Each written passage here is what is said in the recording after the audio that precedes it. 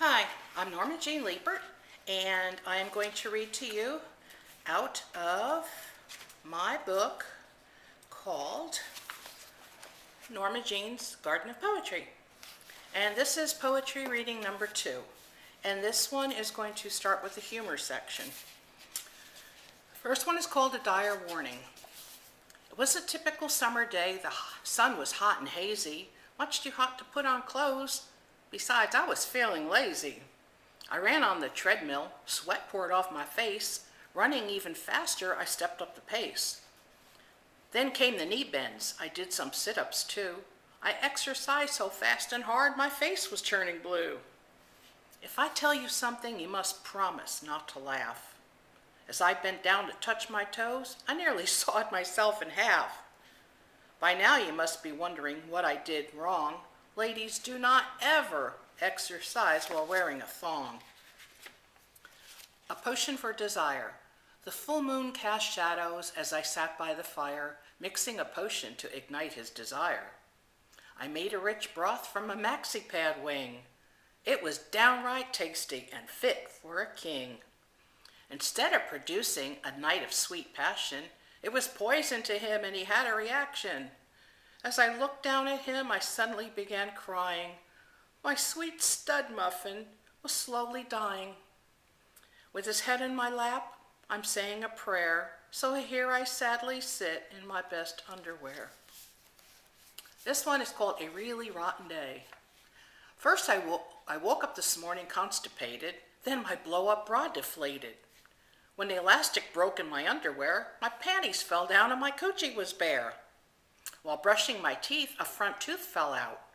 I have no idea what that was about. It fell into the sink and down the drain. Now when I smile, I look quite insane. When I put on my pants, my zipper was broken.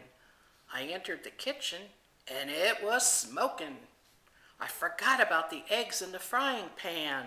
They caught on fire, so I turned on the fan. But the damn thing just didn't work. At this point, I was going berserk.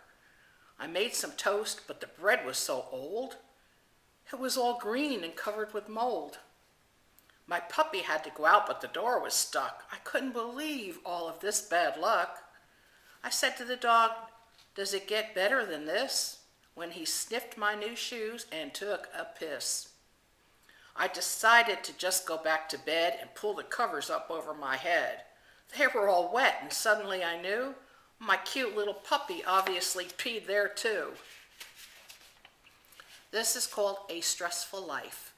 My accountant did my taxes, and when he was all done, said forget about a refund. Instead, you owe a ton. My house is in bankruptcy. They'll be foreclosing soon. My teenage daughter's pregnant. The baby's due in June. I had a job interview, but I didn't get very far. I had no way to get there. They repossessed my car.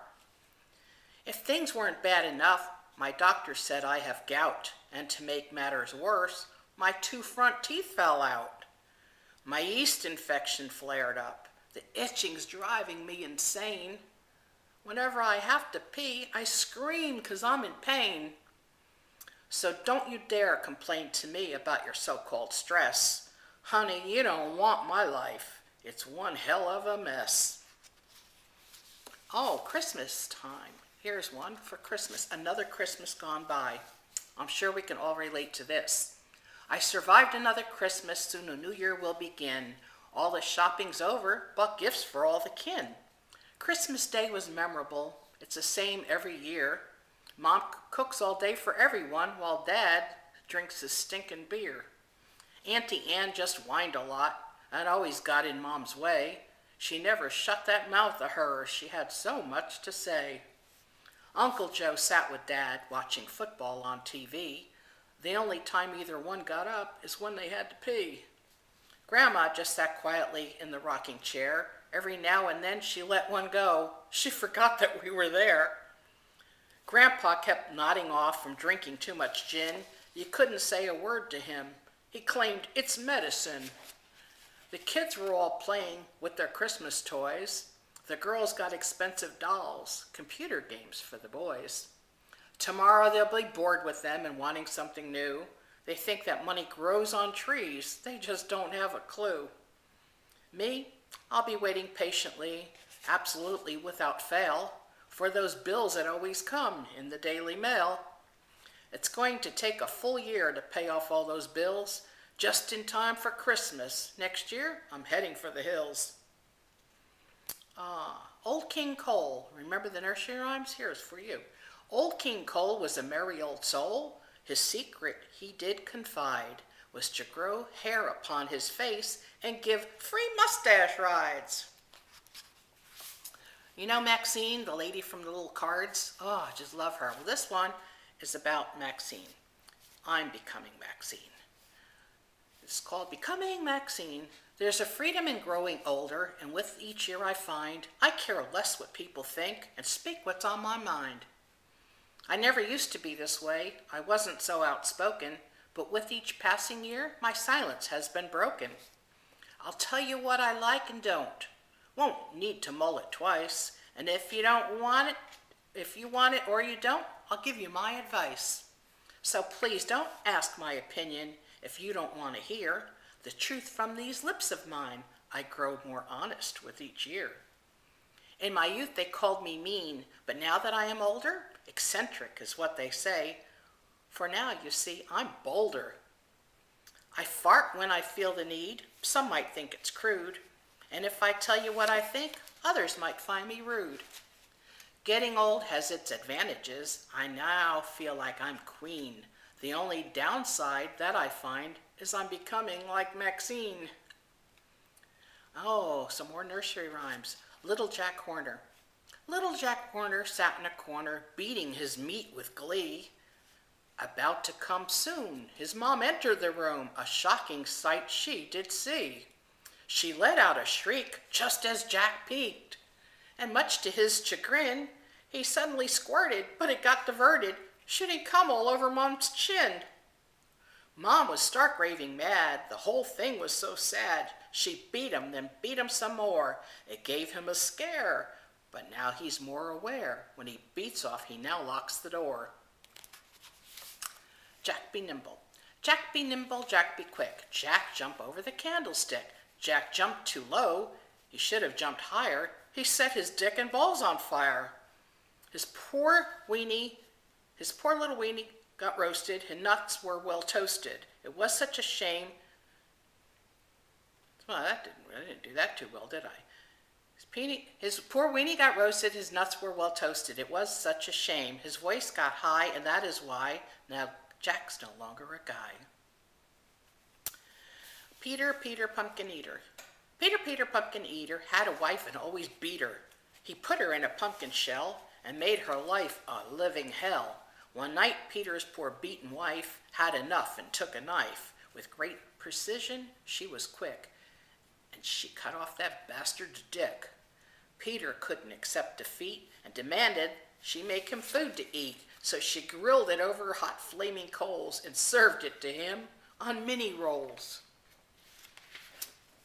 Hey diddle diddle, hey diddle diddle, put me in the middle. It's threesomes I enjoy. A blonde and a brunette can make me wet. I don't even need a sex toy. While lying in bed, one's giving me head. She can really make me cream. She knows what to do, and when she is through, it's even better than a wet dream. I fondle her patch, then I eat her snatch. What a tasty mortal is she. As she sits on my face, I enjoy her taste. There's nowhere else I'd rather be. Then we switch places and change our embraces to ensure we each get our share. Each one gets sucked and then they get fucked. After all, what's fair is fair. Humpty Dumpty. Humpty Dumpty had a big dick. It was 10 inches long and 4 inches thick. Humpty Dumpty could only screw girls with vaginas that offered a view. Big as a canyon and just as wide, they were the only ones his weenie could ride. One day he saw a girl so petite, he fell deeply in love. She was adorably sweet. He brought her home and started to screw. When his cock went inside her, he split her in two. The Queen of Hearts. The Queen of Hearts, she made some farts. On a sunny summer day, the Knave of Hearts, he smelled her farts, and then he passed away. The king of hearts gagged from her farts as they lingered in the halls. The queen of hearts, she lacked the smarts and farted on his balls. Off with her head, the mad king said, I've had enough of this. Though she was sweet, he'd rather beat his meat. Her farts he did not miss. Now all alone, he stroked his bone in between fits of laughter. 'Twas a perfect cure. Now his air is pure. He lived happily ever after. And we got maybe 2 or 3 more, and that's it for this reading. You'll have to come back for reading number 3. Jack and Jill. Jack and Jill went up the hill to have sex, hot and kinky. Jack went down and went to town, eating Jill's little Twinkie. He had fun, and when he was done, his face was smelling trouty. He tried to kiss his little miss, but she got mad and pouty. Then she said, I'll blow you instead. That certainly made Jack grin. He was a happy toad as he shot his load all over Jill's face and chin. They felt the need to smoke some weed, and soon they both were buzzin'. With a fucked up head, he suddenly said, You're still my favorite cousin. Okay, I think maybe one more. This is called Boys' Night Out. You're going to like this one. It's one of my favorites. But then I had a sick sense of humor. Come on, Ted, and join us after work today. We're going to the bar for drinks. Come on, what do you say? You know my old lady, she would pitch a fit. And when I get home, she'd fight with me and give me lots of shit. Don't worry about that, my friend. I'll tell you what to do. Trust me, this always works. This I promise you. When you get home late tonight, just crawl under the cover and pleasure her orally like a brand new lover. She will be so grateful, she'll forget about being mad. Just remember to do it well. Be the best she's ever had. So Ted went out drinking and sneaked in late at night. The house was all quiet and dark, so he didn't turn on a light. He crawled into their bed, made her moan with delight. He knew he had succeeded. Tonight there'd be no fight. And after he was finished, he got up to go pee. In the bathroom, he saw a sight he never thought he'd see. On the bowl was his old lady. This must be a bad dream.